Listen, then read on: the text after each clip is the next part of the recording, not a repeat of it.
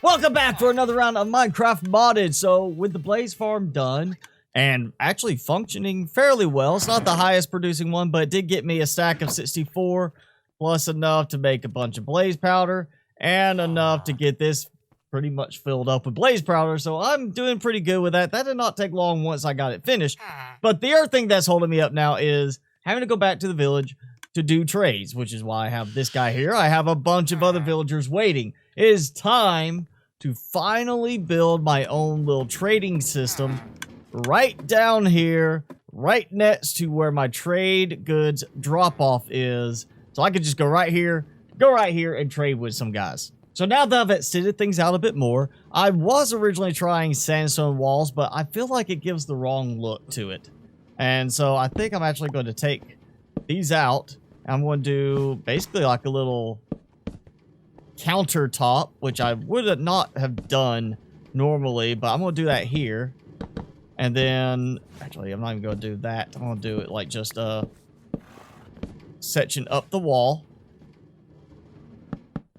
And then maybe some kind of like, I don't know. I mean, I could do technically an overhang just for the fact that it's in here, but I feel like I want to create like an actual enclosure rather than just there being some fence posts that have stuff on top. I mean, I'm still gonna have to put something there to keep them from jumping up, unless I just do like this across so they can't jump out, which is always a possibility. Just make it like a little stall. I walk up, I talk to them, done.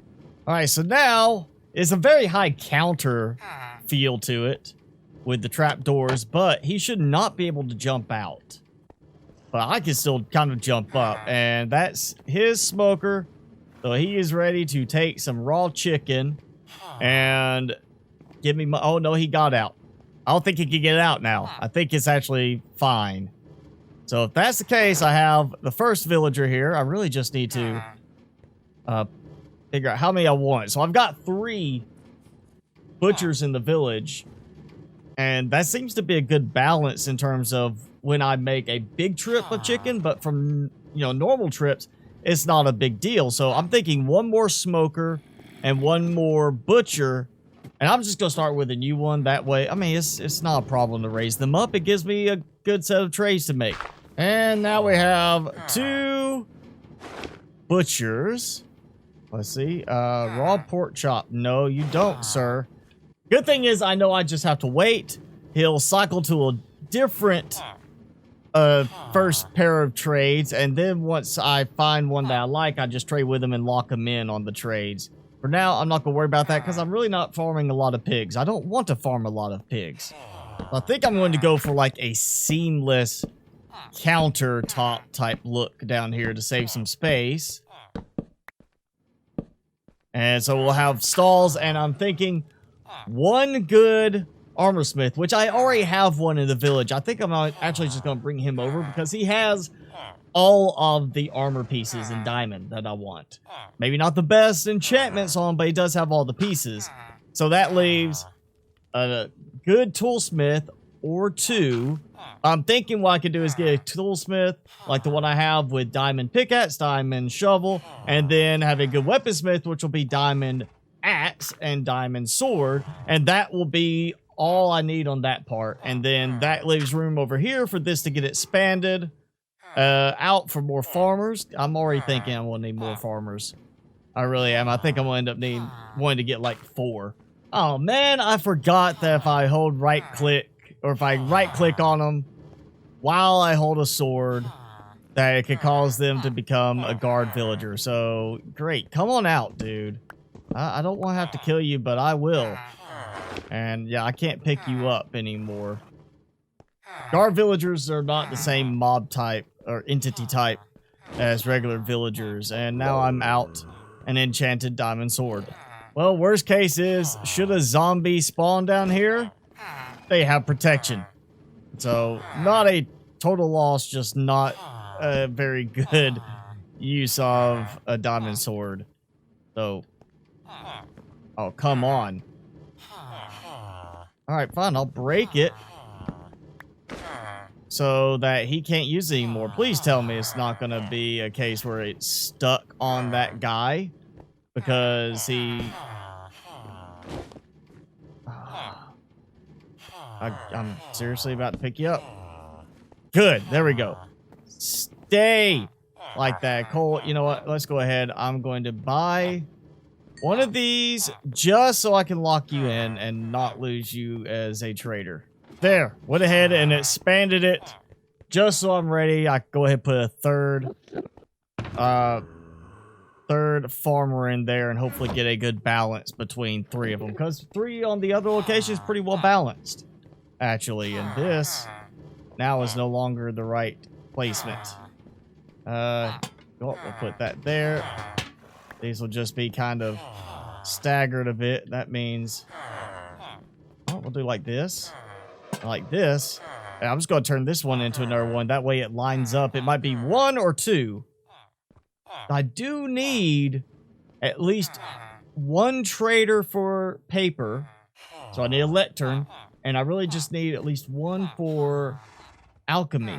So I'm thinking, what if I change it up? I do like a staggered pattern. So like giant step like that, and just go through there. So I add a little bit more light, almost like a lighted path, but just really more so because the shader is just so accentuating the shadows. It looks almost too dark to me most of the time. And my last 2 villagers from this group that I've been keeping locked away in here with dirt. It's, you know, easier than putting in iron bars to lock them up, so it doesn't really make sense. All right, so we're gonna do just 1 lectern, 1 brewing stand right now with them. That way I can see how well the trays go. It lines up with everything, so that does help. Oh, come on, where are you? Seriously? Like right there, look. So I try to make it look nice for you. And you just throw it in my face. There you go. I was gonna have it look all fancy, but no. And weaponsmith. Hey, what? No, nothing. All right, so iron axe.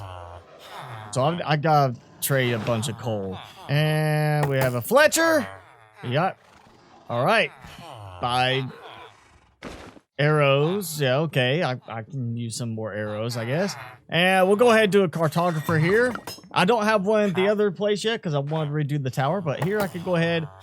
I have more trades for paper, and I can buy empty maps. So you don't get to work on trading paper. Your days are numbered. But I did get another villager for a farmer. I've already traded with him, so I will have potato, carrot, beetroot, and if he ever gets his act together, I'll have something better. This guy, I've gone. He actually traded, but he didn't do anything better. Was he? Finally, he kind of changed the enchanted book around, but he finally gave me what I was asking for: paper trade. So I better go ahead and take advantage of it. Oh, and I don't even have that much in the way of sugar cane. All right, he is locked in.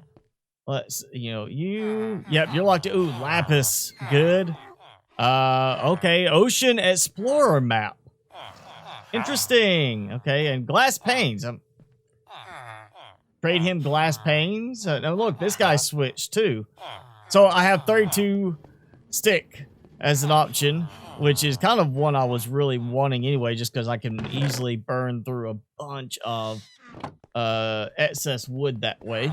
So I have a trade area inside my base right next to my production area, or my storage production type area, and it feels like there's a little something missing. I think what it is display stuff. So I need some frames so I can put up what they are, like, okay, something like, you know, carrots and potatoes, beetroot for like them. Here I can do like the chicken and such, which, you know, I got one guy that is doing the raw chicken like I want.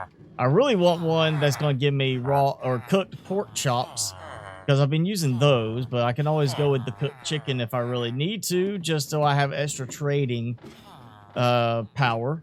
And I am up to 93 blocks of emerald plus whatever leftovers that means for that part.